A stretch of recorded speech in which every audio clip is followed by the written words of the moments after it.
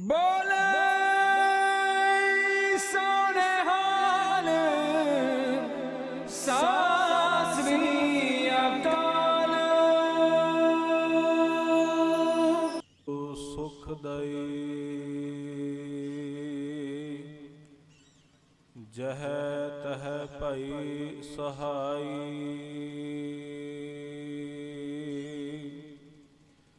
मैं मूर्ख की केतक बात है, कोट पराती तरियारी। गुर नानक जिन सुनिया पेखिया, से फिर गरपास न परियारी।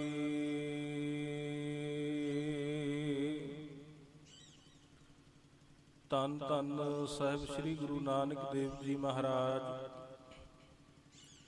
ਗੱਦੀ ਤੇ ਬਿਰਾਜਮਾਨ ਸਬਦ ਗੁਰੂ ਚਵਰ ਛਤਰ ਤਖਤ ਦੇ ਮਾਲਿਕ, ਬਾਣੀ ਕੇ ਬੋਹਿਤ ਕਲਯੁਗ ਕੇ ਜਹਾਜ, ਖੰਡਾਂ ਬ੍ਰਹਮੰਡਾਂ ਦੇ ਮਾਲਿਕ, ਦਸਾਂ ਹੀ ਪਾਤਸ਼ਾਹੀਆਂ ਦੀ ਆਤਮਿਕ ਜੋਤ ਸਰੂਪ। ਧੰਨ ਧੰਨ ਸਾਹਿਬ ਸ੍ਰੀ ਗੁਰੂ ਗ੍ਰੰਥ ਸਾਹਿਬ ਜੀ ਮਹਾਰਾਜ, ਤਿਨਾਂ ਸਤਿਗੁਰਾਂ ਦੀ ਹਜ਼ੂਰੀ ਦੇ ਅੰਦਰ ਜੁੜ ਬੈਠੀ ਗੁਰੂ ਰੂਪ ਗੁਰੂ ਖਾਲਸਾ ਸਾਧ ਸੰਗਤ ਜੀ। ਸਤਿਗੁਰਾਂ ਨੇ ਅਪਾਰ ਕਿਰਪਾ ਕੀਤੀ ਹੈ।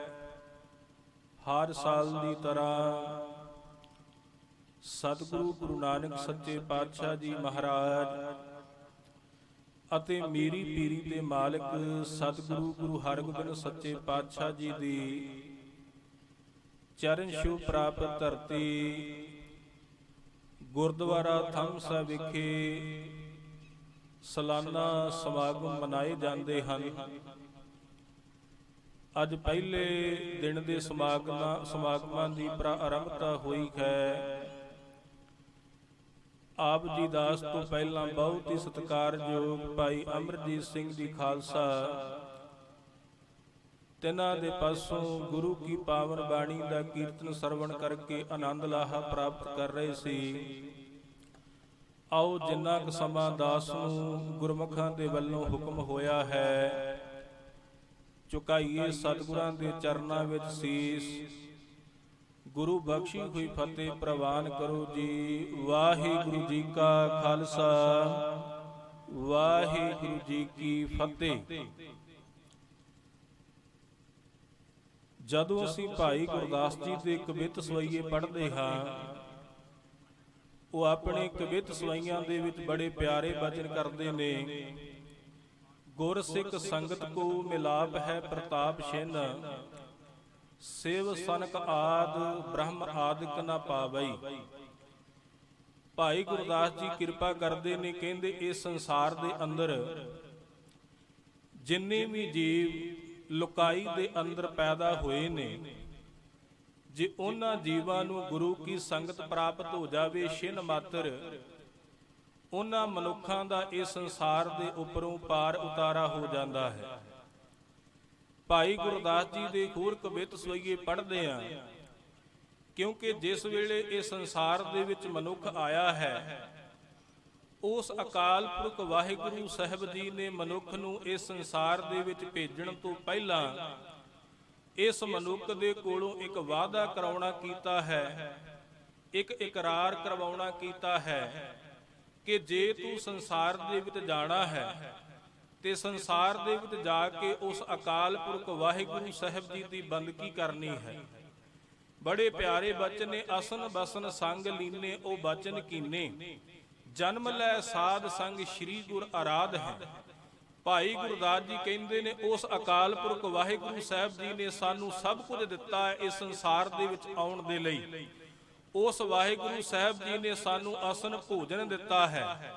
ਉਸ ਵਾਹਿਗੁਰੂ ਸਾਹਿਬ ਜੀ ਨੇ ਸਾਨੂੰ ਇਹ ਸਰੀਰ ਦੇ ਨੰਗੇਜ ਨੂੰ ਢੱਕਣ ਦੇ ਲਈ ਵਸਤਰ ਦਿੱਤੇ ਨੇ।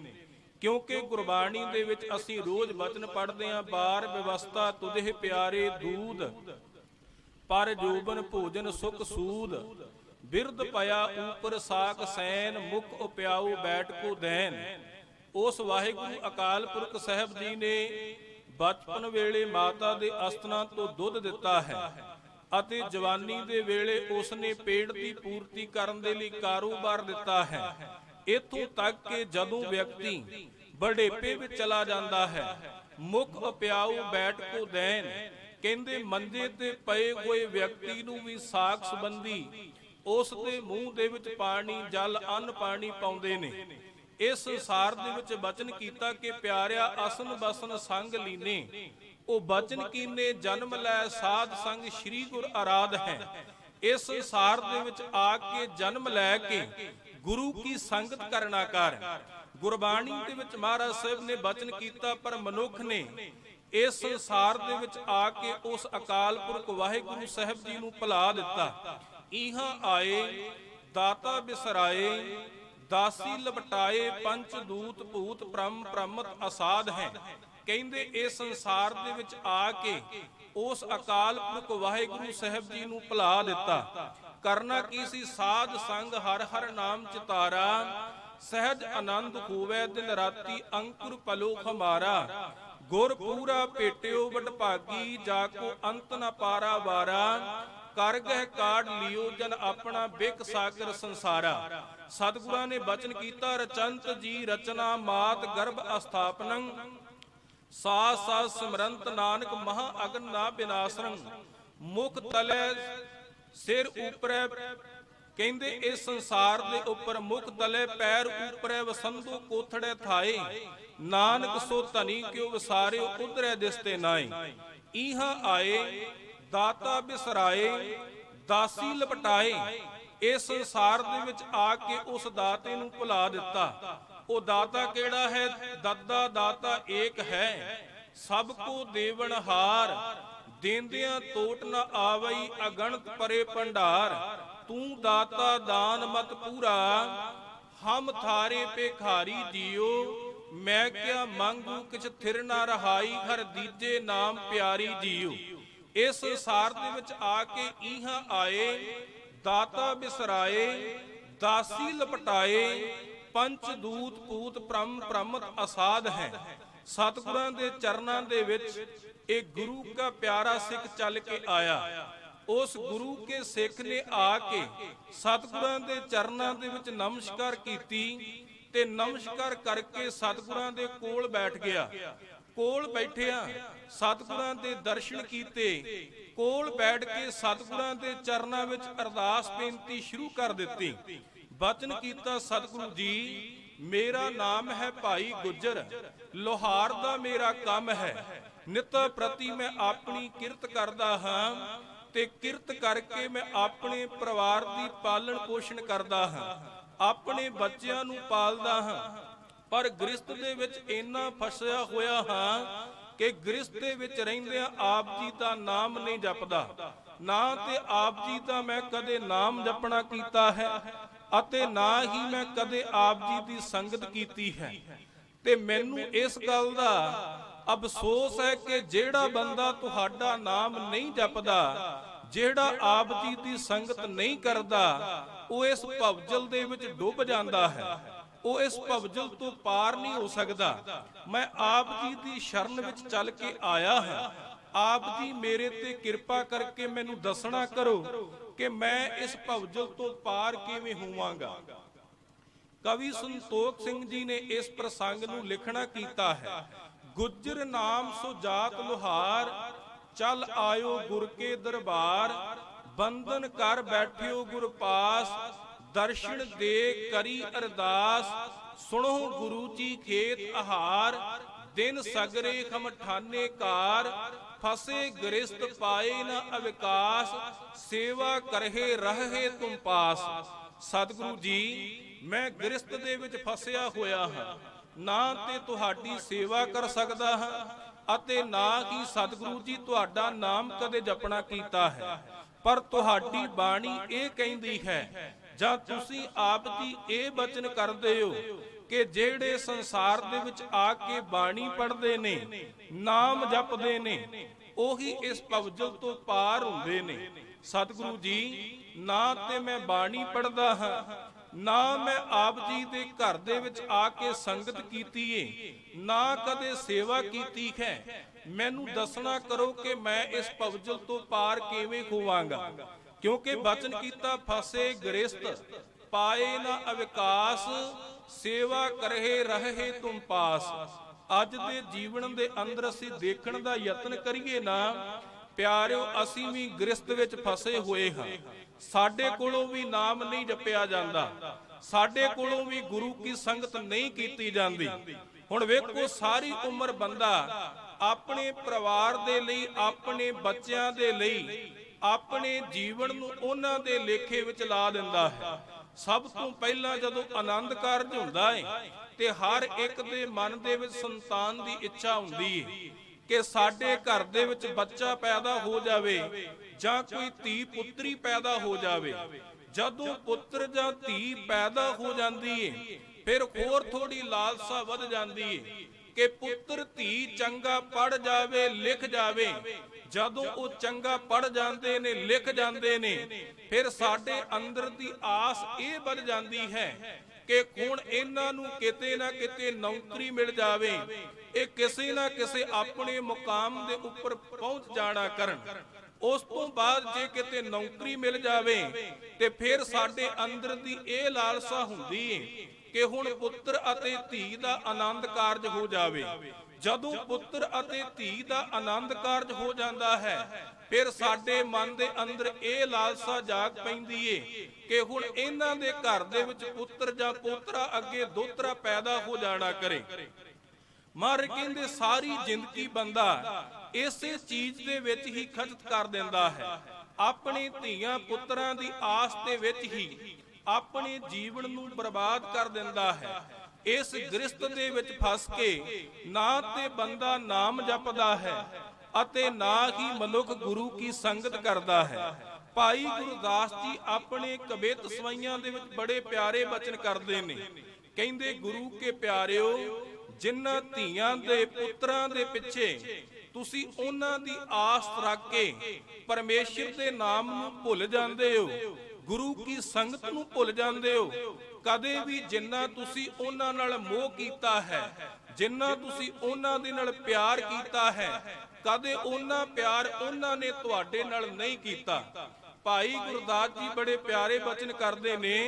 ਕਹਿੰਦੇ, ਜੈਸੇ ਮਾਤ ਪਿਤਾ ਪਾਲਕ ਅਨੇਕ ਸੁਤ, ਅਨਕ ਸੁਤਨ ਪੇ ਨਾ ਤੈਸੇ ਹੋਏ ਆਵਈ। ਕਹਿੰਦੇ ਜਿਵੇਂ ਇੱਕ ਮਾਤਾ ਪਿਤਾ ਆਪਣੇ 3 ਜਾਂ 4 ਪੁੱਤਰਾਂ ਦਾ ਪਾਲਣ ਪੋਸ਼ਣ ਕਰ ਦਿੰਦੀ ਹੈ, ਪਰ ਉਹੀ ਪੁੱਤਰ ਧੀ ਜਿਹੜੇ ਨੇ ਉਹਨਾਂ ਦੇ ਕੋਲੋਂ ਇੱਕ ਮਾਂ ਅਤੇ ਇੱਕ ਪਿਓ ਜਿਹੜਾ ਹੈ ਉਹ ਨਹੀਂ ਸੰਭਿਆ ਜਾਂਦਾ। ਜੈਸੇ ਮਾਤਾ ਪਿਤਾ ਪਾਲਕ ਅਨੇਕ ਸੁਤ, ਅਨਕ ਸੁਤਨ ਪੇ ਨਾ ਤੈਸੇ ਹੋਏ ਆਵਈ। जैसे माता पिता चित चाहत है सुतन को, तैसे ना सुतन चित चाह उपजावई। जैसे माता पिता सुख दुख सोगानंद, तैसे दुख सुख में ना सुत ठहरावई।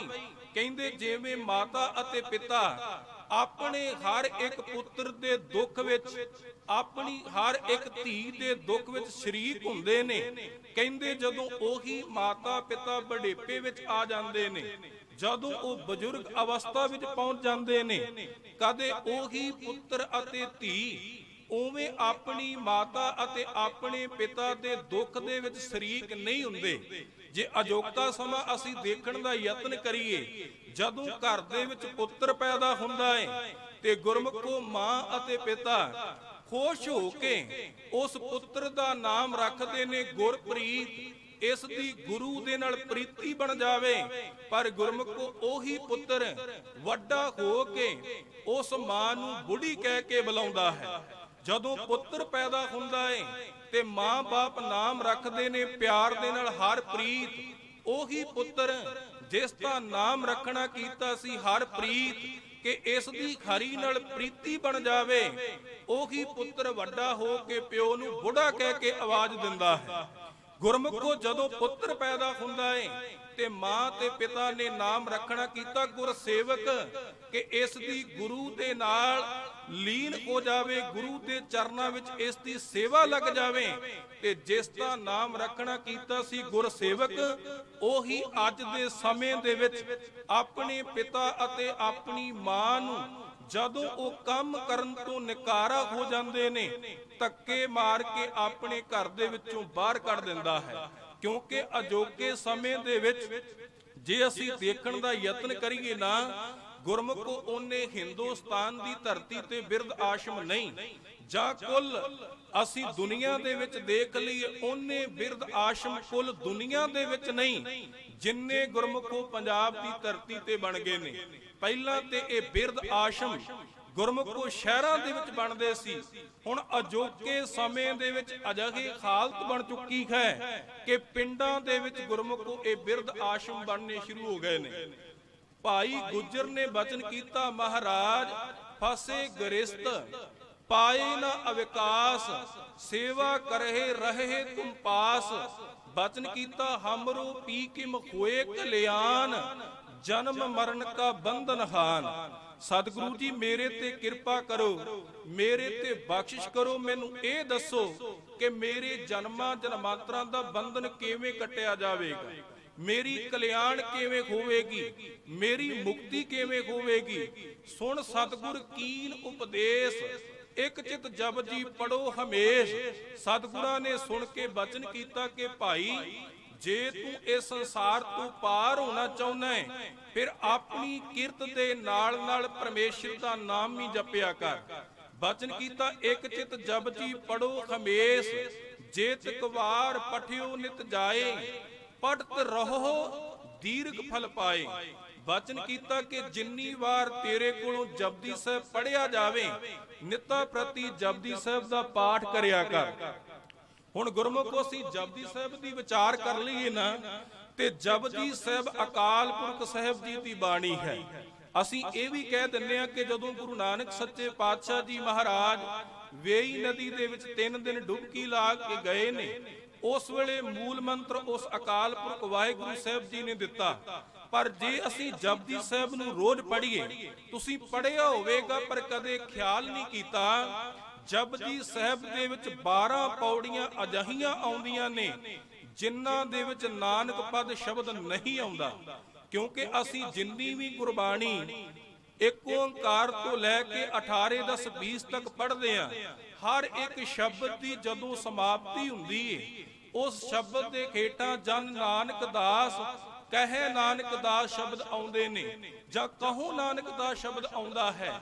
ਪਰ ਜਪਜੀ ਸਾਹਿਬ ਦੇ ਅੰਦਰ 12 ਪੌੜੀਆਂ ਅਜਿਹੀਆਂ ਨੇ ਜਿਨ੍ਹਾਂ ਦੇ ਵਿੱਚ ਨਾਨਕ ਪਦ ਦੀ ਵਰਤੋਂ ਨਹੀਂ ਕੀਤੀ ਗਈ। ਜੇ ਅਸੀਂ ਹੋਰ ਦੇਖੀਏ ਤੇ ਜਪਜੀ ਸਾਹਿਬ ਦੀ ਬਾਣੀ ਸਾਨੂੰ ਭਾਣਾ ਮੰਨਣ ਦੀ ਜਾਚ ਸਿਖਾਉਂਦੀ ਹੈ। 4 ਪੌੜੀਆਂ ਜਪਜੀ ਸਾਹਿਬ ਦੀਆਂ ਅਜਿਹੀਆਂ ਨੇ ਜਿਨ੍ਹਾਂ ਦੇ ਵਿੱਚ ਅੰਤਲੀਆਂ ਪੰਕਤੀਆਂ ਦੇ ਵਿੱਚ ਇਹ ਪੰਕਤੀ ਆਉਂਦੀ ਹੈ, ਜੋ ਤੁਧ ਭਾਵੈ ਸਾਈ ਭਲੀਕਾਰ, ਤੂੰ ਸਦਾ ਸਲਾਮਤ ਨਿਰੰਕਾਰ। ਹੁਣ ਵੇਖੋ ਸਾਡੀ ਜ਼ਿੰਦਗੀ ਦੇ ਵਿੱਚ ਜਦੋਂ ਸਾਨੂੰ ਗੁਰੂ ਸਾਹਿਬ ਕੋਈ ਦਾਤ ਦਿੰਦਾ ਹੈ ਤੇ ਅਸੀਂ ਗੁਰਮੁਖੋ ਗੱਡੀ ਦੇ ਦੇਵੇ ਜਾਂ ਕੋਈ ਘਰ ਦੀ ਬਖਸ਼ਿਸ਼ ਕਰ ਦੇਵੇ, ਤੇ ਅਸੀਂ ਉਸ ਗੱਡੀ ਦੇ ਪਿੱਛੇ ਲਿਖਾਉਂਦੇ ਆ, ਇਹ ਪੇ ਦਾਤ ਤੇਰੀ ਦਾ ਧਾਰ, ਕਿ ਇਹ ਸਤਿਗੁਰੂ ਜੀ ਤੁਸੀਂ ਦਾਤ ਦਿੱਤੀ ਏ, ਤੁਸੀਂ ਬਖਸ਼ਿਸ਼ ਕੀਤੀ ਹੈ। ਪਰ ਗੁਰਮੁਖੋ ਇਸ ਪੰਕਤੀ ਤੋਂ ਪਹਿਲੀ ਪੰਕਤੀ ਅਸੀਂ ਕਦੇ ਨਹੀਂ ਪੜ੍ਹੀ, ਨਾ ਉਸ ਪੰਕਤੀ ਤੇ ਅਸੀਂ ਕਦੇ ਵਿਚਾਰ ਕੀਤੀ ਹੈ। ਮਹਾਰਾਜ ਸਾਹਿਬ ਕਿਰਪਾ ਕਰਦੇ ਨੇ, ਕੇਤਿਆ ਦੂਕ ਭੂਕ ਸਦ ਮਾਰ, ਇਹ ਪੈ ਦਾਤ ਤੇਰੀ ਦਾ ਧਾਰ। ਮਾਰ ਕਹਿੰਦੇ ਇਹ ਨਹੀਂ ਕਿ ਤੈਨੂੰ ਦਾਤ ਦੇ ਦਿੱਤੀ ਹੈ, ਪਰਮੇਸ਼ਰ ਦੀ ਦਾਤ ਹੈ। ਮਾਰ ਕਹਿੰਦੇ ਭਾਣਾ ਮੰਨ, ਕੇਤਿਆਂ ਦੂਕ ਭੂਕ ਸਦ ਮਾਰ। ਜੇ ਤੇਰੀ ਜ਼ਿੰਦਗੀ ਦੇ ਵਿੱਚ ਦੁੱਖ ਵੀ ਆ ਜਾਵੇ, ਤੇਰੀ ਜ਼ਿੰਦਗੀ ਦੇ ਵਿੱਚ ਭੁੱਖ ਵੀ ਆ ਜਾਵੇ, ਤੇ ਤੂੰ ਭਾਣਾ ਮੰਨਣ ਦੀ ਜਾਚ ਸਿੱਖ ਲੈਣਾ ਕਰ। ਇੱਕ ਹੀ ਪੰਕਤੀ ਤੇਰੇ ਮੁਖ ਵਿੱਚ ਹੋਵੇ, ਜੋ ਤੁਧ ਭਾਵੈ ਸਾਈ ਭਲੀਕਾਰ, ਤੂੰ ਸਦਾ ਸਲਾਮਤ ਨਿਰੰਕਾਰ। ਹੋਰ ਅਸੀਂ ਜਪਜੀ ਸਾਹਿਬ ਦੀ ਵਿਚਾਰ ਗਉ ਨਾਲ ਕਰੀਏ ਨਾ, ਗੁਰਮੁਖੋ ਜਪਜੀ ਸਾਹਿਬ ਦੀ ਬਾਣੀ ਦੇ ਅੰਦਰ 17 ਵਾਰ ਵਿਚਾਰ ਸ਼ਬਦ ਆਇਆ ਹੈ। ਕਿਉਂਕਿ ਜਿਹੜੀ ਬਾਣੀ ਅਸੀਂ ਪੜ੍ਹਨੀ ਏ, ਉਸ ਬਾਣੀ ਨੂੰ ਪੜ੍ਹਨ ਤੋਂ ਬਾਅਦ ਸਤਿਗੁਰਾਂ ਨੇ ਇਹ ਵੀ ਬਖਸ਼ਿਸ਼ ਕੀਤੀ ਏ ਕਿ ਜਿਹੜੀ ਬਾਣੀ ਤੂੰ ਪੜ੍ਹਦਾ ਪਿਆ ਏ, ਉਸ ਬਾਣੀ ਦੀ ਵਿਚਾਰ ਜ਼ਰੂਰ ਕਰਕੇ ਇਹ ਬਾਣੀ ਤੈਨੂੰ ਕਹਿੰਦੀ ਕੀ ਪਈ ਹੈ। 17 ਵਾਰ ਗੁਰਮੁਖੋ ਸ਼ਬਦ ਵਿਚਾਰ ਆਇਆ ਹੈ। ਸਤਿਗੁਰਾਂ ਨੇ ਅਸੀਂ ਰੋਜ਼ ਬਾਣੀ ਵਿੱਚ ਪੜ੍ਹਦੇ ਹਾਂ, ਕੁਦਰਤ ਕਵਣ ਕਹਾਂ ਵਿਚਾਰ। ਮਰ ਕਹਿੰਦੇ ਨੇ ਭਾਈ ਇਸ ਬਾਣੀ ਦੀ ਵਿਚਾਰ ਕਰ ਤਾਂ ਜੋ ਤੇਰਾ ਜੀਵਨ ਸਫਲ ਹੋ ਜਾਵੇ। ਅਸੀਂ ਹੋਰ ਬਚਨ ਪੜ੍ਹਦੇ ਹਾਂ, ਮਰ ਕਹਿੰਦੇ ਅਸੰਖ ਭਗਤ ਗੁਣ ਗਿਆਨ ਵਿਚਾਰ। ਇੱਥੇ ਵੀ ਵਿਚਾਰ ਸ਼ਬਦ ਆਇਆ ਹੈ। ਸਤਿਗੁਰਾਂ ਨੇ 17 ਵਾਰ ਸ਼ਬਦ ਵਰਤਨਾ ਕੀਤਾ ਹੈ ਵਿਚਾਰ, ਕਿ ਜਪਜੀ ਸਾਹਿਬ ਦੀ ਬਾਣੀ ਨੂੰ ਪੜ੍ਹ ਤੇ ਨਾਲ ਨਾਲ ਸਤਿਗੁਰਾਂ ਨੇ ਬਚਨ ਕੀਤਾ ਕਿ ਪੜ੍ਹ ਕੇ ਵਿਚਾਰ ਨਾ ਕਰ। ਭਾਈ ਗੁੱਜਰ ਨੂੰ ਬਚਨ ਕੀਤਾ ਕਿ ਜੇਤਕ ਵਾਰ ਪਠਿਓ ਨਿਤ ਜਾਏ, ਪੜ੍ਹਤ ਰਹੋ ਦੀਰਘ ਫਲ ਪਾਏ। ਅਗਲਾ ਬਚਨ ਕੀਤਾ ਪਿਖੋ ਗਰੀਬ ਕਾਜ ਕਰ ਦੀਜੈ, ਨਹਿ ਤਿਸ ਨਿਕਟ ਮਜੂਰੀ ਲੀਜੈ। ਮਹਾਰਾਜ ਕਹਿੰਦੇ ਤੇਰਾ ਲੋਹਾਰ ਦਾ ਕੰਮ ਹੈ, ਜੇ ਤੇਰੇ ਕੋਲ ਚੱਲ ਕੇ ਕੋਈ ਗਰੀਬ ਆ ਜਾਵੇ ਤੇ ਗਰੀਬ ਨੂੰ ਵੇਖ ਕੇ ਉਸ ਦਾ ਕੰਮ ਤੂੰ ਪਹਿਲਾਂ ਕਰ ਦੇਵੀਂ।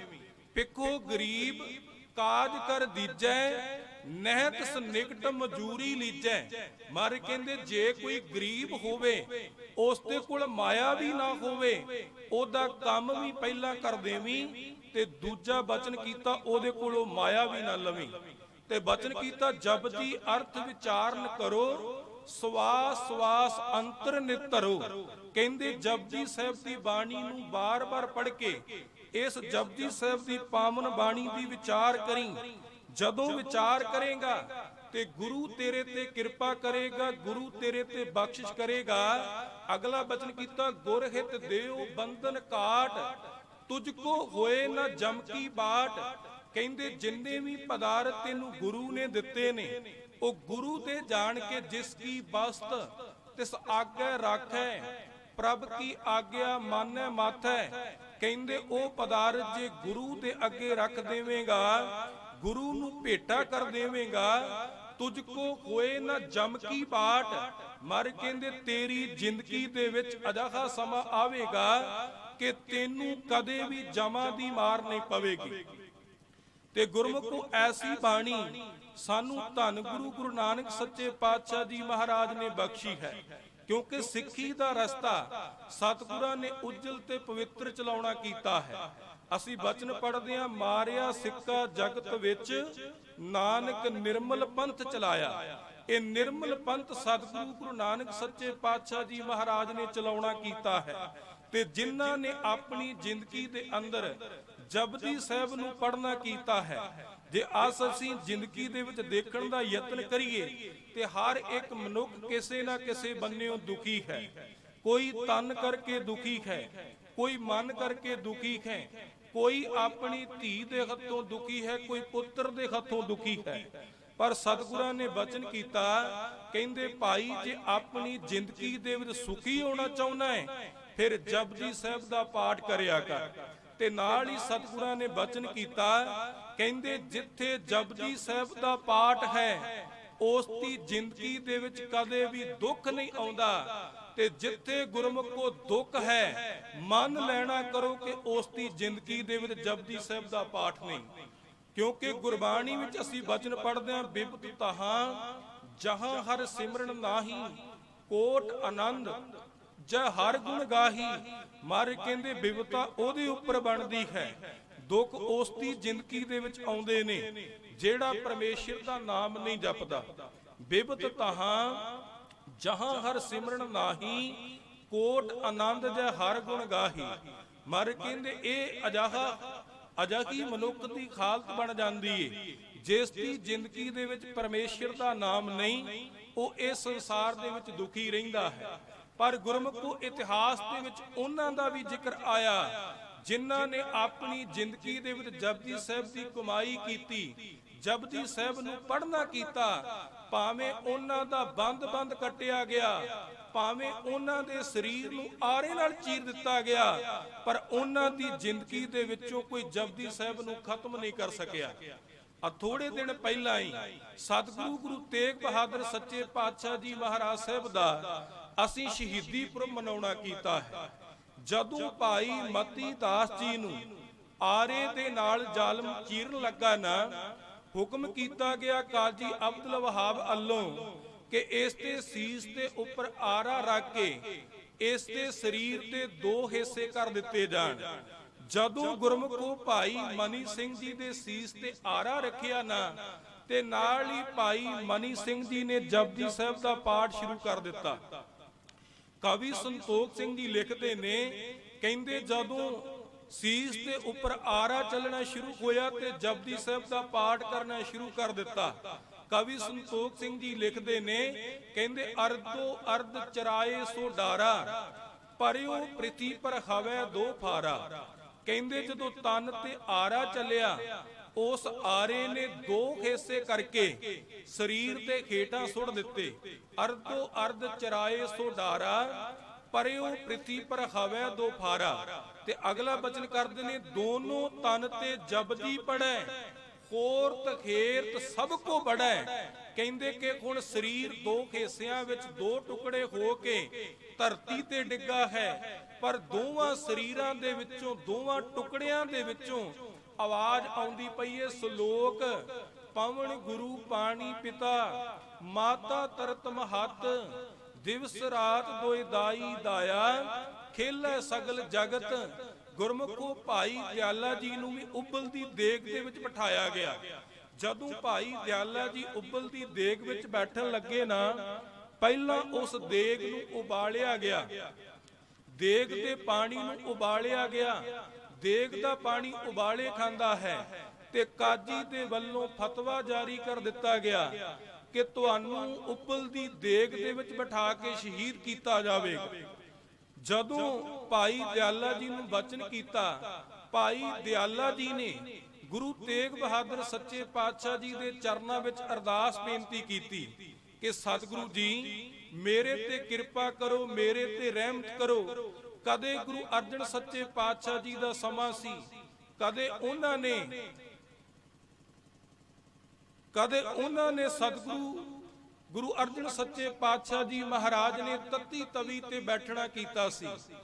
ਤੇ ਸਤਿਗੁਰੂ ਜੀ ਅੱਜ ਮੇਰਾ ਸਮਾਂ ਹੈ, ਅੱਜ ਮੈਂ ਉਬਲਦੀ ਦੇਗ ਦੇ ਵਿੱਚ ਬੈਠ ਰਿਹਾ ਹਾਂ, ਤੁਸੀਂ ਮੇਰੇ ਤੇ ਕਿਰਪਾ ਕਰਿਓ, ਮੈਂ ਇਸ ਉਬਲਦੀ ਦੇਗ ਨੂੰ ਆਪਣੇ ਸਰੀਰ ਤੇ ਪ੍ਰਵਾਨ ਕਰ ਲੈਣਾ ਕਰਾਂ।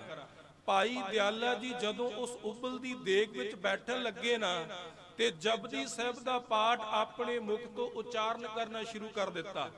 ਅੱਜ ਅਸੀਂ ਭਾਈ ਦਿਆਲਾ ਜੀ ਦੇ ਸਰੂਪ ਦੇਖਦੇ ਹਾਂ ਕਿ ਜਦੋਂ ਭਾਈ ਦਿਆਲਾ ਜੀ ਦੇਗ ਵਿੱਚ ਬੈਠੇ ਨੇ ਤੇ ਗੁਰਮੁਖ ਉਹਨਾਂ ਦਾ ਸੀਸ ਜਿਹੜਾ ਮੁਖ ਹੈ ਉਹ ਦੇਗ ਤੋਂ ਬਾਹਰ ਹੈ।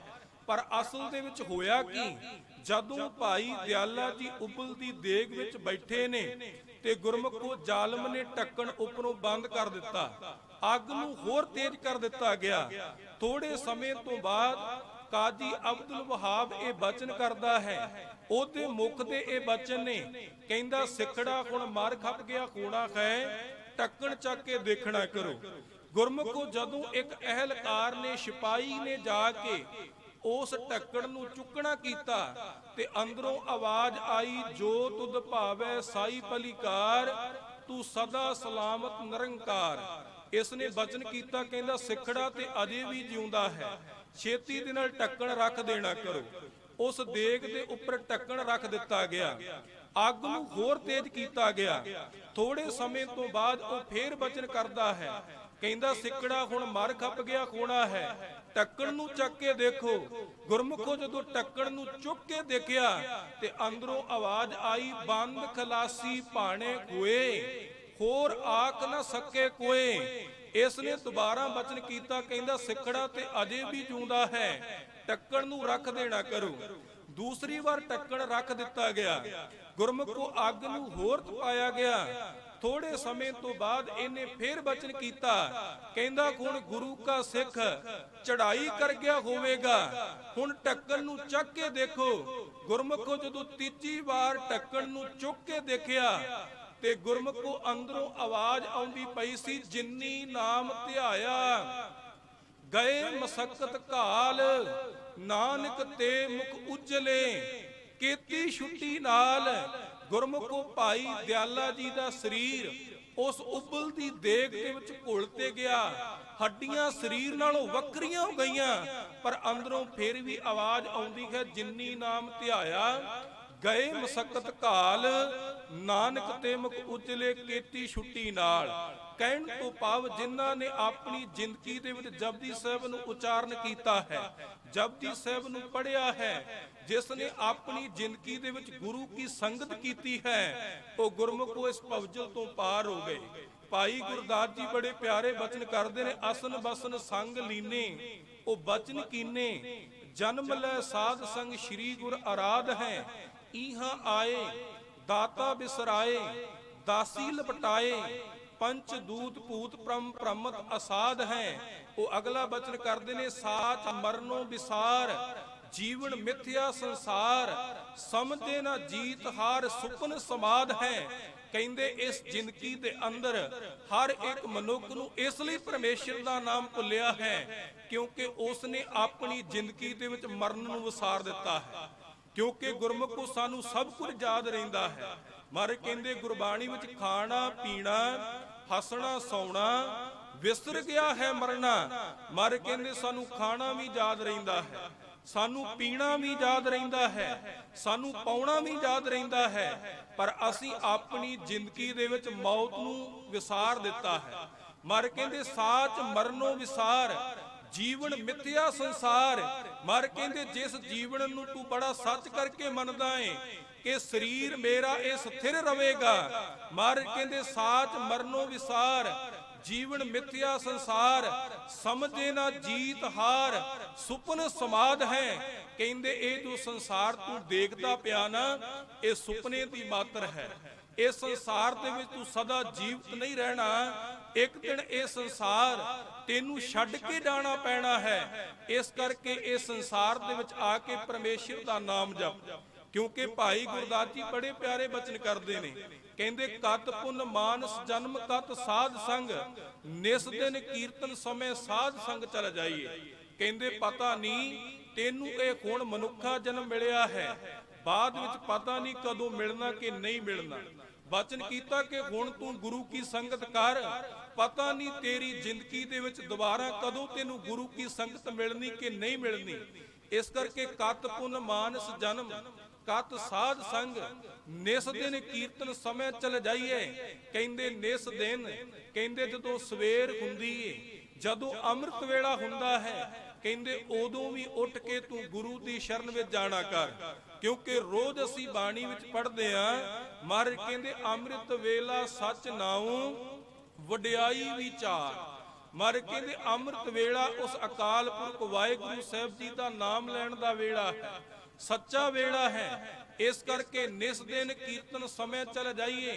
ਕਹਿੰਦੇ ਆਪਣੀ ਜ਼ਿੰਦਗੀ ਦੇ ਵਿੱਚ ਅੰਮ੍ਰਿਤ ਵੇਲੇ ਤੇ ਸ਼ਾਮਾਂ ਨੂੰ ਜਦੋਂ ਸ਼ਾਮ ਹੁੰਦੀ ਏ, ਕਹਿੰਦੇ ਦੋਵੇਂ ਵੇਲੇ ਗੁਰੂ ਕੀ ਸੰਗਤ ਵਿੱਚ ਚੱਲ ਕੇ ਜਾਣਾ ਕਰ। ਕਿਉਂਕਿ ਇਹਾਂ ਆਏ ਦਾਤਾ ਬਿਸਰਾਏ, ਦਾਸੀ ਲਪਟਾਏ, ਪੰਚ ਦੂਤ ਭੂਤ ਪ੍ਰਮਤ ਅਸਾਧ ਹੈ। ਸਾਚ ਮਰਨੋਂ ਵਿਸਾਰ, ਜੀਵਨ ਮਿਥਿਆ ਸੰਸਾਰ, ਸਮਝੇ ਨਾ ਜੀਤ ਹਾਰ, ਸੁਪਨ ਸਮਾਦ ਹੈ। ਤੇ ਅਗਲਾ ਬਚਨ ਕੀਤਾ ਅਵਸਰ ਹੋਏ ਹੋਏ ਬਤੀਤ ਸਮਝੀਏ। ਕਹਿੰਦੇ ਇਸ ਸੰਸਾਰ ਦੇ ਵਿੱਚ ਸਮਝਣਾ ਕਰਕੇ ਤੇਰਾ ਸਮਾਂ ਮੁੱਕਦਾ ਜਾਂਦਾ ਹੈ, ਕਿ ਤੇਰੀ ਜ਼ਿੰਦਗੀ ਦੇ ਵਿੱਚ ਤੇਰੀ ਉਮਰ ਬੀਤਦੀ ਜਾਂਦੀ ਹੈ। ਗੁਰਮੁਖੋ ਜਦੋਂ ਅਸੀਂ ਤੰਦਰੁਸਤ ਹੁੰਨੇ ਆ ਨਾ, ਉਦੋਂ ਸਾਨੂੰ ਰੱਬ ਕਦੇ ਵੀ ਯਾਦ ਨਹੀਂ ਆਉਂਦਾ। ਪਰ ਜਦੋਂ ਸਾਡੇ ਸਰੀਰ ਨੂੰ ਢਿੱਲ ਮੱਠ ਹੁੰਦੀ ਏ, ਜਦੋਂ ਅਸੀਂ ਬਿਮਾਰ ਹੋ ਜਾਂਦੇ ਆ ਜਾਂ ਤਨ ਕਰਕੇ ਰੋਗੀ ਹੋ ਜਾਂਦੇ ਆ, ਜਦੋਂ ਸਾਨੂੰ ਕੋਈ ਰੋਗ ਲੱਗ ਜਾਂਦਾ ਹੈ, ਉਸ ਵੇਲੇ ਅਸੀਂ ਰੱਬ ਨੂੰ ਦਿਨ ਤੇ ਰਾਤ ਯਾਦ ਕਰਦੇ ਆ। ਫਿਰ ਕਈ ਵਾਰ ਅਸੀਂ ਉਸ ਵਾਹਿਗੁਰੂ ਨੂੰ ਉਲਾਮੇ ਵੀ ਦਿੰਨੇ ਆ ਕਿ ਮੈਂ ਜ਼ਿੰਦਗੀ ਦੇ ਵਿੱਚ ਕੋਈ ਇਹੋ ਜਿਹਾ ਕਰਮ ਤੇ ਕੀਤਾ ਨਹੀਂ ਜਿਸ ਦੇ ਨਾਲ ਮੈਂ ਤਨ ਕਰਕੇ ਦੁਖੀ ਹੋ ਗਿਆ ਹਾਂ, ਮੇਰੇ ਤਨ ਨੂੰ ਰੋਗ ਲੱਗਿਆ ਹੈ। ਪਰ ਸਤਿਗੁਰਾਂ ਨੇ ਬਚਨ ਕੀਤਾ ਅਵਸਰ ਹੋਇਓ ਹੈ ਬਤੀਤ, ਲੀਤੀਏ ਜਨਮ ਜੀਤ, ਕੀਤੀਏ ਸਾਧ ਸੰਗ ਪ੍ਰੀਤ। ਕਹਿੰਦੇ ਭਾਈ ਤੇਰਾ ਅਵਸਰ ਮੁੱਕਦਾ ਜਾਂਦਾ ਹੈ, ਸਮਾਂ ਮੁੱਕਦਾ ਜਾਂਦਾ ਹੈ। ਇਸ ਕਰਕੇ ਅਵਸਰ ਹੋਏ ਹੈ ਬਤੀਤ, ਲੀਤੀਏ ਜਨਮ ਜੀਤ। ਕਹਿੰਦੇ ਜੇ ਜਨਮ ਨੂੰ ਜਿੱਤਣਾ ਚਾਹੁੰਦਾ ਹੈ ਤੇ ਕੀਤੀਏ ਸਾਧ ਸੰਗ ਪ੍ਰੀਤ, ਗੁਰੂ ਕੀ ਸੰਗਤ ਨਾਲ ਪ੍ਰੀਤ ਕਰ। ਕੀਤੀਏ ਸਾਧ ਸੰਗ ਪ੍ਰੀਤ ਅਗਮ ਅਗਾਧ ਹੈ, ਪਰ ਕਹਿੰਦੇ ਇਹ ਸੰਗਤ ਗੁਰੂ ਦੀ ਬੜੀ ਡੂੰਗੀ ਹੈ। ਗੁਰਮੁਖੋ ਮੈਂ ਆਪ ਜੀ ਦੇ ਚਰਨਾਂ ਵਿੱਚ ਬੇਨਤੀ ਕਰਨੀ ਚਾਹੁੰਦਾ, ਜਿੱਥੋਂ ਜਿੱਥੋਂ ਤੱਕ ਇਹ ਮੇਰੀ ਆਵਾਜ਼ ਜਾਂਦੀ ਪਈ, ਕਿਉਂਕਿ ਹਰ ਸਾਲ ਹੀ ਇਹ ਸਮਾਗਮ ਹੁੰਦੇ ਨੇ ਤੇ ਗੁਰੂ ਨਾਨਕ ਸਾਹਿਬ ਦਾ ਇਹ ਦਰ ਬੜਾ ਵੱਡਾ ਹੈ, ਜਿੱਥੇ 9 ਮਹੀਨੇ 26 ਦਿਨ ਗੁਰੂ ਨਾਨਕ ਸੱਚੇ ਪਾਤਸ਼ਾਹ ਮਹਾਰਾਜ ਸਾਹਿਬ ਨੇ ਆਪਣੇ ਮੁਬਾਰਕ ਚਰਨ ਪਾਏ ਨੇ, ਜਿੱਥੇ ਗੁਰੂ ਹਰਗੋਬਿੰਦ ਸੱਚੇ ਪਾਤਸ਼ਾਹ ਮਹਾਰਾਜ ਸਾਹਿਬ ਜੀ ਦੇ ਚਰਨ ਪਾਏ ਨੇ। ਅਸੀਂ ਰੋਜ਼ ਬਾਣੀ ਵਿੱਚ ਪੜ੍ਹਦੇ ਹਾਂ, ਸਭ ਤੇ ਵੱਡਾ ਸਤਿਗੁਰ ਨਾਨਕ ਜਿਨ ਕਲ ਰਾਖੀ ਮੇਰੀ। ਇਸ ਜਗਤ ਦੇ ਵਿੱਚ ਸਭ ਤੋਂ ਵੱਡਾ ਗੁਰੂ ਨਾਨਕ ਸਾਹਿਬ ਹੈ, ਤੇ ਗੁਰੂ ਨਾਨਕ ਸਾਹਿਬ ਤੋਂ ਬਿਨਾਂ ਗੁਰਮੁਖੋ ਸਾਡੀ ਗਤ ਨਹੀਂ ਹੋ ਸਕਦੀ, ਸਾਡੀ ਮੁਕਤੀ ਨਹੀਂ ਹੋ ਸਕਦੀ। ਜੇ ਅਸੀਂ ਮੁਕਤੀ ਚਾਹੁੰਦੇ ਆ, ਜੇ ਸੁੱਖ ਚਾਹੁੰਦੇ ਆ, ਤੇ ਫਿਰ ਸਾਨੂੰ ਗੁਰੂ ਨਾਨਕ ਸਾਹਿਬ ਦੀ ਸ਼ਰਨ ਵਿੱਚ ਆਉਣਾ ਚਾਹੀਦਾ ਹੈ। ਮੈਂ ਬੜੀ ਵਾਰ ਬਚਨ ਕਰਦਾ ਕਿ ਉਦੋਂ ਕੇ ਨਗਰ ਵਾਲਿਓ, ਤੁਹਾਡੇ ਬਹੁਤ ਵੱਡੇ ਭਾਗ ਨੇ। ਕਿੱਡੀ ਦੂਰ ਕੱਤੂ ਨੰਗਲ ਦੇਖੀਏ ਤੇ ਇਤੋਂ ਅਸੀਂ ਅਚਲ ਬਟਾਲੇ ਦੀ ਧਰਤੀ ਵੇਖੀਏ, ਜਿੱਥੇ ਗੁਰੂ ਨਾਨਕ ਸਾਹਿਬ ਜੀ ਜਾ ਕੇ ਬਿਰਾਜਮਾਨ ਹੋਏ ਨੇ। ਸਾਡੇ ਭਾਗ ਬਹੁਤ ਵੱਡੇ ਨੇ ਕਿ ਇਸ ਨਗਰ ਦੇ ਵਿੱਚ ਗੁਰੂ ਨਾਨਕ ਸਾਹਿਬ ਜੀ ਦੇ ਚਰਨ ਪਏ ਨੇ। ਬਹੁਤ ਲੰਮਾ ਸਮਾਂ ਰਹਿ ਕੇ ਸਤਿਗੁਰਾਂ ਨੇ ਤਾਰਨਾ ਕੀਤਾ ਹੈ, ਤੇ ਜੇ ਅਸੀਂ ਦੇਖਣ ਦਾ ਯਤਨ ਕਰੀਏ ਤੇ ਸਾਹਮਣੇ ਸੰਗਤ ਗੁਰਮੁਖੋ ਸਵਾਈ ਏ। ਸੰਗਤ ਬੜੀ ਥੋੜੀ ਏ, ਏਡਾ ਵੱਡਾ ਨਗਰ, ਏਡੇ ਵੱਡੇ 2 ਨਗਰ ਨੇ, ਪਰ ਗੁਰੂ ਕੀ ਸੰਗਤ ਤੇ ਹੈ ਨਹੀਂ। ਸਾਹਮਣੇ ਜੇ ਅਸੀਂ ਦੇਖੀਏ ਤੇ ਗੁਰਮੁਖ ਉਹੀ ਗੁਰਮੁਖ ਪਿਆਰੇ ਬੈਠੇ ਨੇ ਜਿਹੜੇ ਸਮਾਂ ਲੈਣ ਵਾਸਤੇ ਆਏ ਨੇ, ਜਿਹੜੇ ਬੋਲਣ ਵਾਸਤੇ ਆਏ ਨੇ। ਬੁਲਾਰੇ ਬਹੁਤ ਨੇ ਤੇ ਸਰੋਤੇ ਬਹੁਤ ਘੱਟ ਬੈਠੇ ਨੇ। ਇਸ ਕਰਕੇ ਗੁਰੂ ਕੇ ਪਿਆਰਿਓ ਬੇਨਤੀ ਆ ਕਿ ਸਾਲ ਬਾਅਦ ਇਹ 2 ਸਮਾਗਮ ਹੁੰਦੇ ਨੇ, ਉਹ ਵੀ 2 ਦਿਨ ਦੇ ਹੁੰਦੇ ਨੇ। ਇਸ ਕਰਕੇ ਪਿਆਰਿਓ ਸਾਰਾ ਸਾਲ ਅਸੀਂ ਆਪਣੇ ਕੰਮ ਹੀ ਕਰਨੇ ਨੇ, ਆਪਣੇ ਧੰਦੇ ਹੀ ਕਰਨੇ ਨੇ, ਆਪਣੀ ਕਿਰਤੀ ਕਰਨੀ ਹੈ। ਰੋਜ਼ ਨਹੀਂ ਆਇਆ ਜਾਂਦਾ, ਇਹਨਾਂ 2 ਦਿਨਾਂ ਦੇ ਵਿੱਚ ਅਸੀਂ ਲਾਭ ਪ੍ਰਾਪਤ ਕਰ ਲਈਏ। ਅੱਜ ਤੇ ਕੱਲ ਦਾ ਦਿਨ ਹੈ, ਅਸੀਂ 2 ਦਿਨਾਂ ਦੇ ਵਿੱਚ ਇੱਥੇ ਗੁਰੂ ਘਰ ਦੇ ਵਿੱਚ ਆ ਕੇ ਲਾਭ ਪ੍ਰਾਪਤ ਕਰ ਲਈਏ। ਜਿੱਥੋਂ ਜਿੱਥੋਂ ਤੱਕ ਮੇਰੀ ਆਵਾਜ਼ ਜਾਂਦੀ ਏ, ਗੁਰਮੁਖਾਂ ਨੂੰ ਬੇਨਤੀ ਹੈ ਕਿ ਭਾਈ ਦੀਵਾਨ ਸ਼ੁਰੂ ਹੋ ਚੁੱਕੇ ਨੇ ਸਵੇਰ ਦੇ, ਤੇ ਆਓ ਗੁਰੂ ਕੀ ਸੰਗਤ ਵਿੱਚ ਬੈਠ ਕੇ ਗੁਰੂ ਕੇ ਹਰ ਜਸ ਕੀਰਤਨ ਨੂੰ ਸੁਣ ਕੇ ਆਪਣਾ ਜਨਮ ਸਫਲ ਬਣਾਉਣਾ ਕਰੀਏ। ਦਿਓ ਅਸੀਸ, ਗੁਰੂ ਬਖਸ਼ੀ ਫਤਿਹ ਪ੍ਰਵਾਨ ਕਰੋ ਜੀ। ਵਾਹਿਗੁਰੂ ਜੀ ਕਾ ਖਾਲਸਾ, ਵਾਹਿਗੁਰੂ ਜੀ ਕੀ ਫਤਿਹ।